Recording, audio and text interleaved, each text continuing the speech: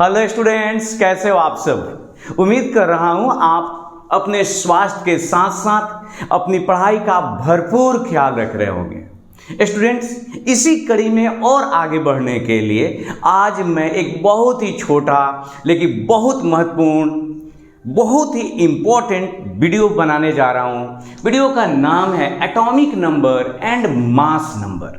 इस वीडियो को इस लिहाज से समझेंगे कि कंपटीशन में जो विभिन्न कॉम्पिटिटिव एग्जाम इंजीनियरिंग मेडिकल, उसमें इससे किस तरह के सवाल पूछे जाते हैं। तो इसकी जड़ को समझने की कोशिश करेंगे, एटॉमिक नंबर क्या है, और यह भी जानने की कोशिश करेंगे कि मास नंबर क्या है। तो आइए भाई, नंबर का गेम बाद में होगा, फिलहाल देखते हैं एटॉमिक नंबर के बारे में। दोस्त, जरा इधर बोर्ड पे अपना ध्यान केंद्रित करें। इधर कोई एलिमेंट है, कोई भी एलिमेंट क्या है? एटम्स जो है ना, एटम्स एक ही प्रकार के एटमों का एक तरह का समूह है। तो मान लेते हैं कि ये लोहा है, Fe है। तो अगर इसको देखें तो छोटे छोटे लोहा के परमाणुओं के मिलने से बना होगा। कि हमारा आपका बेसिक ज्ञान तो यही कहता है कि लोहा के परमाणु से बना होगा। दोस्त, अगर बात करें सोडियम की, अरे भाई, तो सोडियम भी तो सोडियम के परमाणु से ही बना होगा ना, और किस से बना होगा? हाँ, एकदम सही, सोडियम के परमाणु से बना होगा। और सोडियम के परमाणु के अलावा इसमें और कुछ भी नहीं होगा। चलिए ठीक है, तो एक और एलिमेंट के बारे में मान लेते हैं। कुछ भी मान लीजिए जो आपका मन करे। मैं थोड़ा कलर चेंज करना चाहता हूं ताकि आपका मूड चेंज हो। ये मान लेते हैं कि कैल्शियम है, छोटा छोटा एलिमेंट मान रहे हैं। तो ये भी कैल्शियम, तो कैल्शियम के एटम से बना होगा। अब आइए, हमें समझना है परमाणु संख्या क्या है। What is atomic number? एक तरह से समझ लिए दोस्त, एटमों का एक तरह का नंबर है। एकदम से एक नंबर दिया गया कि हाँ, 1 नंबर का, 2 नंबर का, उसी तरह का एटॉमिक नंबर है। तो सबसे पहला तो लाइन हम आपसे ये कहेंगे इस टॉपिक के अंतर्गत कि जो एटॉमिक नंबर है उसे जेड से सूचित किया जाता है। एटॉमिक नंबर को, atomic number is denoted by Z. आप इसको जेड से सूचित करते, इसमें कोई बात ही नहीं, बस ऐसे ही मैंने कह दिया। याद रखिएगा, एटॉमिक नंबर को जेड से सूचित करते हैं। अब आइए मेन चीज की, एटॉमिक नंबर है क्या। तो दोस्त, ये लोहा है। लोहा का ये परमाणु का मैंने से सजाया दिखाया से तो आप देख नहीं सकते, लेकिन मान लीजिए कि आप देख रहे हैं, ठीक है। आपके पास एक ऐसा एक्सरे मशीन है, उससे आपने इसका एक्सरे किया और सारा परमाणु अंदर का दिख रहा है, कहां कहां कैसे कैसे व्यवस्थित है। अब इसमें से एक परमाणु को निकालिए। चलिए, यहां से एक परमाणु का निकाला, ये एटम्स है सब, लोहा का एटम्स है, एक परमाणु निकाला। अब इसको हमने क्या किया भाई साहब, इसको जूम किया, बड़ा करने के देखना चाहते हैं। ये हमने इसको जूम किया, तब पता चलता है कि इसके तो एक नाभिक है, न्यूक्लियस है। तो न्यूक्लियस में अब झांक के देखते हैं भाई, उसमें कितना प्रोटॉन है। कोई भी एटम आप देखिए क्या कर रहे हैं। आप एक एलिमेंट लिए, उस एलिमेंट में से एक एटम खींच के निकाला, उस एटम के नाभिक में आप जाके देख रहे हैं कि प्रोटॉन कितना है। आप बात समझ रहे हैं क्या करना है। कोई भी एलिमेंट, जैसे एग्जांपल के तौर पे आपने कैल्शियम लिया, तो कैल्शियम में से एक एटम निकालिए पहले, ठीक है। फिर उस एटम को आप बस ऐसे समझाने का बोलो, उसको जूम करिए, बड़ा करिए, और देखिए कि इसमें क्या है। तो देखते हैं कि यार, इसके तो एक न्यूक्लियस पड़ा हुआ है, इसमें नाभिक है। अब उस नाभिक में जाके देखिए प्रोटॉन कितने हैं। हाँ, काउंट करिए, आप देखिए। तब तक इधर यही बात हम सोडियम के लिए कर रहे हैं। इसमें से एक परमाणु निकाला गया, एटम। फिर उसके बाद आपने क्या किया, इस एटम को एक बड़ा सा रूप दिया और फिर देखा कि इसके न्यूक्लियस में कितने प्रोटॉन हैं। तो न्यूक्लियस पर फोकस करना है। अब जो लोहा है दोस्त, इसमें देखते हैं कि इसके लोहा के नाभिक में, उसके एक प्रोटॉन के नाभिक में 26 गो प्रोटॉन मौजूद है। कितने प्रोटॉन है? 26। और इसलिए इसका जेड माने परमाणु संख्या हो गया 26। यहां पर देखिए सोडियम है, इसमें 11 गो प्रोटॉन मौजूद हैं। कितने प्रोटॉन है? 11 प्रोटॉन है। और 11 प्रोटॉन होने की वजह से इसका जेड माने परमाणु संख्या सोडियम का हो गया कितना? 11। उसी तरह से कैल्शियम में देखते हैं कि 20 गो प्रोटॉन मौजूद हैं, तो इसका मतलब कि जेड बराबर कितना हो गया? 20 हो गया। तो सिंपल सा बात समझ आ रही है हम लोगों को कि कोई भी एक एलिमेंट ले लें, उस एलिमेंट में से एटम निकालिए, उस एटम के नाभिक में जाइए, न्यूक्लियस में जाइए और न्यूक्लियस में जाकर के देखिए कि उसमें प्रोटॉन कितने हैं। अगर उसमें प्रोटॉन 10 हुआ तो परमाणु संख्या 10 हुआ, प्रोटॉन 20 हुआ तो परमाणु संख्या 20 हुआ, प्रोटॉन 200 है, एक काल्पनिक मौलिक एलिमेंट, तो उसका एटॉमिक नंबर 200 है, 200 है। सिंपल। मतलब आप समझिए कि एटॉमिक नंबर क्या है, तो एटॉमिक नंबर प्रोटॉनों की संख्या है जो नाभिक में, न्यूक्लियस में मौजूद है और कुछ नहीं। तो इस तरह से एटॉमिक नंबर का हम लोग डेफिनेशन दे देते हैं कि एटॉमिक नंबर क्या है। तो किसी भी एटम, किसी भी तत्व के, किसी भी एलिमेंट के एक परमाणु के नाभिक में प्रोटॉनों की संख्या को अगर मैं इसको लिख दूं यहां, तो किसी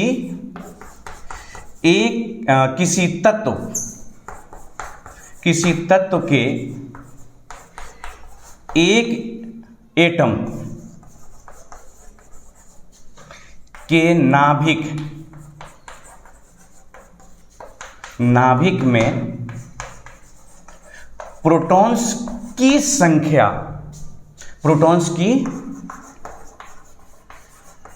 संख्या को एटॉमिक नंबर कहा जाता है।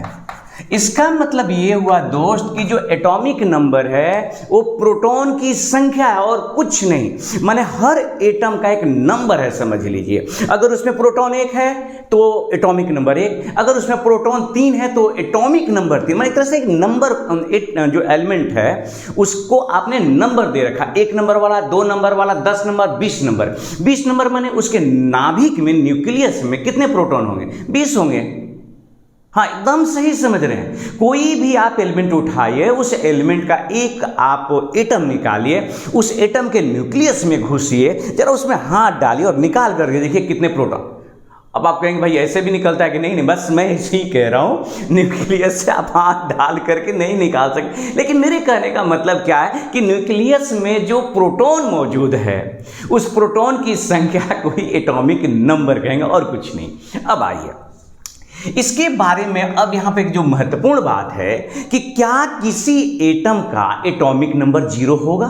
मतलब किसी एटम के न्यूक्लियस में प्रोटॉन 0 होगा क्या? जवाब है नहीं। कोई ऐसा आज तक एटम नहीं पॉसिबल हो पाया है जिसके न्यूक्लियस में, नाभिक में प्रोटॉन 0 हो। तो मेरे भाई क्लियर है, इसका मतलब एटॉमिक नंबर भी 0 नहीं होगा। तो याद रखिएगा कि एटॉमिक नंबर नेवर भी 0। जो एटॉमिक नंबर होते हैं, परमाणु संख्या होता है, ये 0 नहीं होते, ये 0 नहीं होते हैं, नहीं होते हैं। पहला पॉइंट। दूसरा, अच्छा दोस्त अब जरा समझो कि क्या यह संभव है कि इसमें 20.3 को प्रोटॉन हो? तो नहीं, हमेशा प्रोटॉन इस तरह से होते हैं 1 2 3 4 5। मतलब कि वो पॉइंट में नहीं होते, फ्रैक्शन में नहीं होते, डेसिमल में नहीं होते। तो जब प्रोटॉन दशमलव में है ही नहीं तो कभी भी एटॉमिक नंबर दशमलव में संभव नहीं है। तो लिखेंगे कि जो एटॉमिक नंबर है, एटॉमिक नंबर कभी भी दशमलव में नहीं हो सकता, नहीं होता है, कभी नहीं, नेवर। इसलिए कि प्रोटॉन कभी भी दशमलव में नहीं होते। अगला पॉइंट आते हैं, क्या एटॉमिक नंबर नेगेटिव हो सकता है? मैंने क्या कहा शुरू में, इस वीडियो को मैं उस पॉइंट को टच करूंगा जो कंपटीशन में आपसे पूछा जा सकता है। रटना नहीं, मुझे परिभाषा नहीं बताना था सिर्फ। तो एटॉमिक नंबर क्या है भाई? प्रोटॉन की संख्या। और प्रोटॉन की संख्या नेगेटिव कैसे होगी? जब 0 नहीं है तो नेगेटिव होने का तो सवाल ही नहीं है। इसका मतलब एटॉमिक नंबर नेवर भी नेगेटिव। जो एटॉमिक नंबर है वो तो संख्या है, जस्ट एटॉमिक नंबर कभी भी, किसी भी एलिमेंट का एटॉमिक नंबर कभी भी नेगेटिव नहीं हो सकता, ऋणात्मक नहीं होगा, नेगेटिव नहीं होता है। तो याद रखेंगे कि एटॉमिक नंबर 0 नहीं होगा, फ्रैक्शन में नहीं होगा, माने दशमलव में नहीं होगा। एटॉमिक नंबर क्या होगा? कभी नेगेटिव नहीं होगा। तो क्या होगा भाई? तो एटॉमिक नंबर हमेशा धन पूर्णांक होता है, माने 1 2 3 4 5 10 20 50 इस तरह से। यह माने एटॉमिक नंबर हमेशा धन पूर्णांक होता है, पॉजिटिव इंटीजर होता है, ये हमेशा धन पूर्णांक होता है। अब आइए दोस्तों, उससे महत्वपूर्ण बात, जो आपका जो एटम है ना, मैं देख रहा एक दूसरा कलर का चौक, जो एटम है उसके जो नाभिक है, उस नाभिक में प्रोटॉन की संख्या को आप कह रहे हैं कि परमाणु संख्या है, और प्रोटॉन तो आप जानते हैं पॉजिटिवली चार्ज्ड है, हर एक प्रोटॉन पर 1 यूनिट पॉजिटिव चार्ज है। अब सोचो जरा, इसके नाभिक में 20 गो प्रोटॉन हैं, तो क्या मतलब निकालें? इसके नाभिक पर पहले धन आवेश है, तो क्वेश्चन आता है कि नाभिक पे धन आवेश का कारण क्या है? तो प्रोटॉन। ध्यान से सुनिए फिर, ये नाभिक में मौजूद है, बैठा आराम से मजे कर रहा है, कौन? प्रोटॉन। प्रोटॉन कौन से आवेश ओढ़ के, कौन से आवेश का चादर लेके बैठा हुआ है? धन आवेश का। ये भाई तो पूरा नाभिक तो धन आवेशित हुआ ना, तो नाभिक पे कौन आवेश है? धन आवेश। तो क्वेश्चन रहेगा कि नाभिक पे धन आवेश का कारण क्या है? चॉइस रहेगा इलेक्ट्रॉन, प्रोटॉन, न्यूट्रॉन। जवाब होगा प्रोटॉन। तो नाभिक पे धन आवेश का कारण प्रोटॉन है। नाभिक पर धन आवेश का कारण प्रोटॉन होता है, प्रोटॉन्स होता है।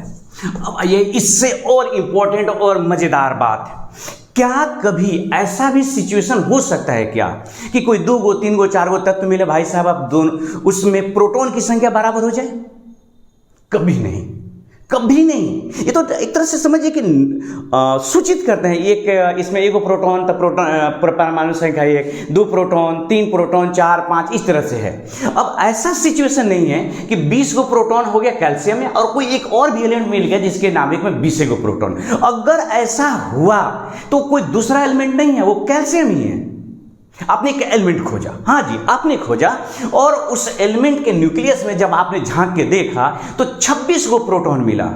भाई साहब याद रखिएगा, वो लोहा ही है और कुछ नहीं है, उसके आपने एक रूप खोजा है जो कि लोहा ही कहलाएगा। इसका मतलब ये हुआ कि कभी भी किसी भी सूरत में किसी भी हाल में 2 या 2 से अधिक तत्वों का जो एटॉमिक नंबर है सेम नहीं हो सकता कभी भी। यहां पर मैं लिख रहा हूं, इसको नोट में आप याद रखेंगे, कभी भी किसी भी 2 तत्वों का एटॉमिक नंबर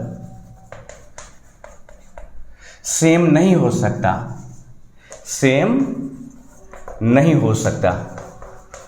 मतलब यह हुआ कि एटॉमिक नंबर यूनिक नंबर है। जो सोडियम का एटॉमिक नंबर है 11, उस सोडियम के नाभिक में 11 गो प्रोटॉन है। इसका मतलब कि केवल और केवल सोडियम का ही परमाणु संख्या 11 है। अगर आप कह रहे हैं कि मैग्नीशियम के जो एटॉमिक नंबर है 12 है, इसका क्या मतलब निकालें कि मैग्नीशियम के परमाणु, अगर मैग्नीशियम का एक एटम लिया जाए तो उसके नाभिक में कितने प्रोटॉन होंगे? 12 होंगे, इसीलिए उसका परमाणु संख्या 12 है। अब मैग्नीशियम के अलावा और कोई एलिमेंट मौजूद नहीं है, न होने की संभावना, न कोई ऐसा कंसेप्ट है जिसे कह सकें कि और एक एलिमेंट मिला और उसका एटॉमिक नंबर कितना बजे तक 12 है। हाँ ये जरूर है कि आपको एक दूसरा एलिमेंट मिल सकता है जिसमें कह सकते हैं कि एटॉमिक नंबर 12 है, तब जानिए कि वो दोनों एलिमेंट सेम ही हैं। कुछ फिजिकल रूप से वो डिफरेंट दिख रहे हैं आपको, लेकिन केमिकली वो मैग्नीशियम ही है। बस सिंपल सा बात याद रखिएगा। तो जो नाभिक पे प्रोटॉन है उसी प्रोटॉन की वजह से धन आवेश है। जो प्रोटॉन है वो कभी नेगेटिव नहीं हो सकता तो एटॉमिक नंबर नेगेटिव नहीं होगा, प्रोटॉन कभी 0 नहीं हो सकता तो एटॉमिक नंबर 0 नहीं होगा। ये हमेशा धन पूर्णांक होता है दोस्त, इसे आप नोट करेंगे, ठीक है। उसके बाद मैं आता हूं सीधे मास नंबर पर, लेकिन इसे एक एक करके पॉइंट्स को आप दिमाग में सेट करिए, नोट करिए। आइए दोस्त अब समझने की कोशिश करते हैं द्रव्यमान संख्या क्या है। तो देखिए सबसे पहले हमने नोट कर दिया, यहां पर एक लाइन लिख दिया कि द्रव्यमान संख्या को ए कैपिटल ए से सूचित करते हैं। द्रव्यमान संख्या भी बहुत ही इंटरेस्टिंग है, लगभग उतने ही पॉइंट्स इसमें भी बनते हैं। जरा देखिए, अब आपने यहां पर एक एलिमेंट लिया द्रव्यमान संख्या को आप लोग समझ रहे हैं। तो ये एलिमेंट जो है तो एटम से बने होंगे। अभी अब मैं जैसा मैंने कहा कोई भी एक एलिमेंट है, कोई भी एलिमेंट मान लें XYZ कुछ भी मानते हैं, इसमें से आपने एगो एटम निकाला और बड़ा करके देखा तो आपने देखा था कि इसके एक नाभिक होता है, न्यूक्लियस होता है। हाँ भाई साहब, तो इस न्यूक्लियस में अभी हमने केवल प्रोटॉन की चर्चा की। एक्चुअली मुझे आपको एटॉमिक नंबर बताना था, इसीलिए अब जब आपको पता है कि इसमें एक्चुअली ये जो अगर न्यूक्लियस है तो ये इसमें दो चीज मौजूद है।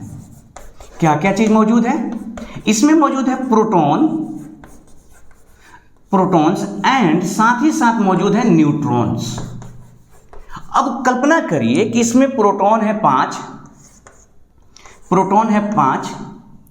और जो न्यूट्रॉन है n। न्यूट्रॉन की संख्या जो है वो मान लेते हैं कि 6 है, तो जोड़ देते हैं दोनों को। ये आ गया p प्लस n, कितना हो गया 6 5 11। इसी को कहते हैं A माने द्रव्यमान संख्या।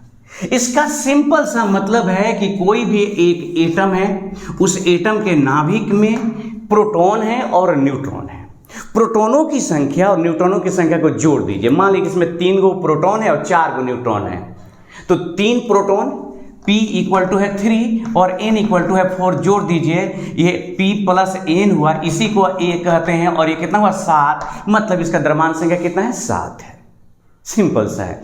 तो किसी परमाणु के नाभिक में जो प्रोटॉन होते हैं और जो न्यूट्रॉन होता है उनकी संख्याओं को जोड़ते हैं, जो योगफल प्राप्त होता है उसी को क्या कहते हैं? द्रव्यमान संख्या। तो द्रव्यमान संख्या जो परमाणु का जो द्रव्यमान है उसका कारण क्या है? तो प्रोटॉन और न्यूट्रॉन है, और वह एक तरह का संख्या है 2 4 10 20 25 की तरह।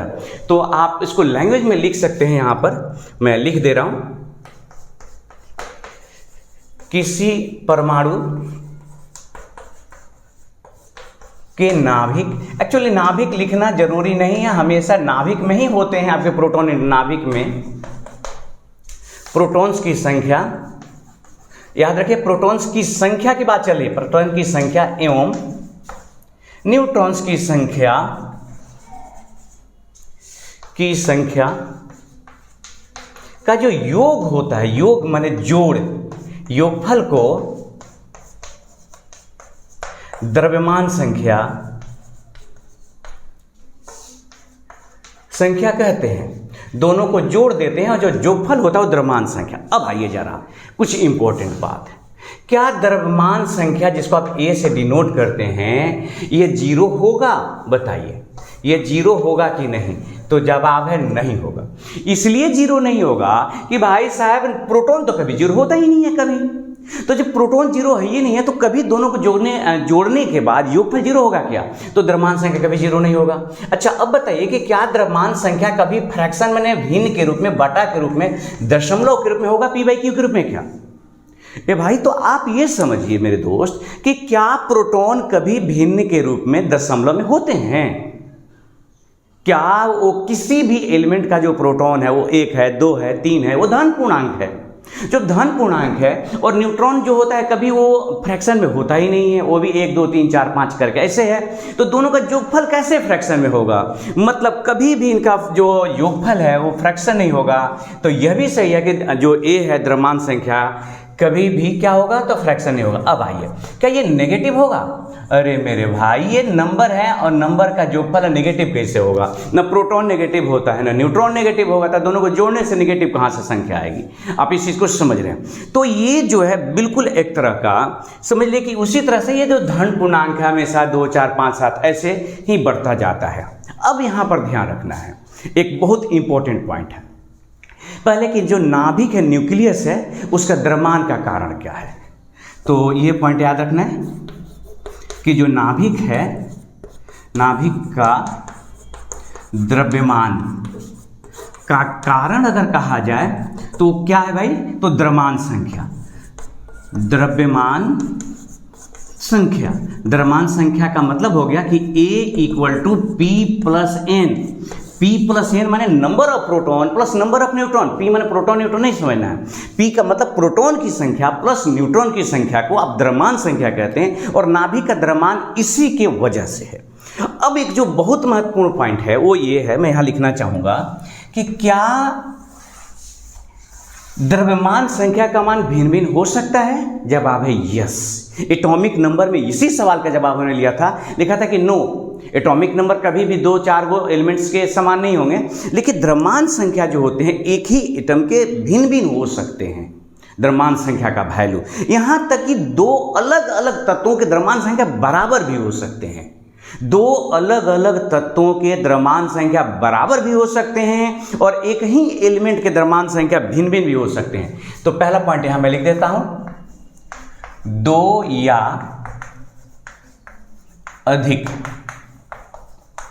तत्वों के द्रव्यमान संख्या जो होता है मास नंबर बराबर हो सकता है, बराबर हो सकता है, तभी तो समभारिक जैसी चीजें आई। अब बताइए कि क्या एक ही तत्व का द्रव्यमान संख्या भिन्न भिन्न हो सकता है? तो यह भी सही है, एक ही तत्व के द्रव्यमान संख्या भिन्न भिन्न भी हो सकता है। उसको मैं यहां नोट कर दे रहा हूं, एक ही तत्व का द्रव्यमान संख्या भिन्न भिन्न हो सकता है, भिन्न भिन्न, इसमें 2 लगा दिया मैंने, भिन्न भिन्न हो सकता है। उदाहरण के तौर पे दोस्त ये देखिए कि अगर हमारे पास कार्बन है, इधर देखिए, तो कार्बन का द्रव्यमान संख्या 12 भी है, कार्बन का 13 भी है, कार्बन का 14 भी है। तो देखिए ना, एक ही कार्बन द्रव्यमान संख्या क्या हो गया, अलग अलग। और अच्छा, एक नाइट्रोजन अगर आप इसी में डाल दिए तो इसका भी द्रव्यमान संख्या 14 है। तो ये देखिए दोनों का क्या हो गया, समान भी हो गया। तो दोनों चीजें एक साथ इक्वली सही है कि 2 या 2 से अधिक तत्वों का द्रव्यमान संख्या, माने 2 या 2 से अधिक तत्वों के द्रव्यमान संख्या एक हो भी सकते हैं, मैच कर सकते हैं, सिमिलर हो सकते हैं, और एक ही तत्व के अलग अलग भी द्रव्यमान संख्या हो सकते हैं। अब इसके जड़ में जाइए कि द्रव्यमान संख्या भिन्न भिन्न किस वजह से हो रहा है। तो आप जब विचार करेंगे तो पता चलेगा कि जो परमाणु का जो नाभिक है ना, उसमें जो न्यूट्रॉन की संख्या वो फिक्स नहीं है। न्यूट्रॉन की संख्या वैरी करती है, बदल जाती है। मतलब कि इसमें जो न्यूट्रॉन की संख्या होगी वो इसमें नहीं है और वो इसमें उससे भिन्न हो सकता है। तो एक एलिमेंट जो होते हैं, उसका जो एक एटम होता है, उसमें न्यूट्रॉन की संख्या बदल सकती है, बदल जाती है। और न्यूट्रॉन की संख्या प्रभावित करता है किसको, द्रव्यमान संख्या को, क्योंकि प्रोटॉन की संख्या और न्यूट्रॉन की संख्या का योगफल है क्या चीज, द्रव्यमान संख्या। तो न्यूट्रॉन की संख्या बदलते हैं और यही वजह की द्रव्यमान संख्या जो ओवरऑल जो है बदल जाता है परमाणु का, मतलब बदलने की संभावनाएं बनी रहती है और बदलता भी इनफैक्ट। तो दोस्त ये था आपका एटॉमिक नंबर और मास नंबर के बारे में कुछ महत्वपूर्ण फैक्ट्स जो कि ऑब्जेक्टिव के रूप में आपसे पूछे जाते हैं, एग्जाम में पूछे गए हैं और पूछे जाएंगे भी। इसी के साथ अपना ख्याल रखिएगा, हंसते रहिए, मुस्कुराते रहिए, हंसते मुस्कुराते हुए पढ़ाई करिए और फिर भेंट होगी अगले वीडियो में। इसी तरह से भेंट होगी गर्मजोशी से। अगर आपको पसंद आता है तो वीडियो आप शेयर कर सकते हैं, लाइक कर सकते हैं, ये जरूरी नहीं है, बस ऐसे मैंने कह दिया। अपना ख्याल रखिएगा लेकिन जरूर। धन्यवाद।